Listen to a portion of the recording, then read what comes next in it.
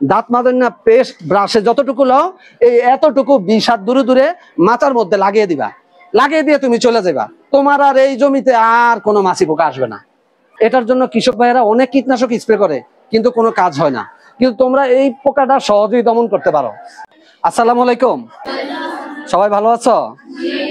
আমার নাম মনিরুজ্জামান, আমি উপসহকারী কৃষি অফিসার, এই মতলব পৌরসভার অফিসার। আমি লাউ, কুমড়া, চিচিঙ্গা, ঝিঙ্গা, দুন্দুল, করলা, পটল, তরমুজ, শসা, বাঙ্গি, এই ফসলগুলো হলো কুমড়া জাতীয় ফসল। এটার মধ্যে প্রধান একটা পোকা হলো মাছি পোকা।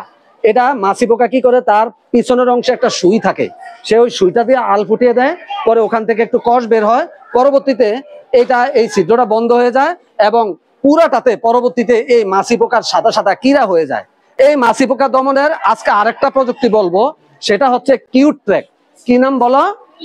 এটা হচ্ছে একটা মলম, দাঁত মাজার যে পেস্ট আছে না, এই পেস্টের মতো একটা পেস্ট, এটার নাম হলো কিউট ট্র্যাক। এটা জাস্ট তুমি 20 হাত দূরে দূরে টিপ দিয়া এতটুকু এক কর পরিমাণ, অর্থাৎ তুমি দাঁত মাজেন না পেস্ট ব্রাশে যতটুকু লও এই এতটুকু 20 হাত দূরে দূরে মাথার মধ্যে লাগিয়ে দিবা, লাগিয়ে দিয়ে তুমি চলে যাবা। তোমার আর এই জমিতে আর কোনো মাছি পোকা আসবে না। তাইলে আর কি বিষ ব্যবহার করার দরকার আছে?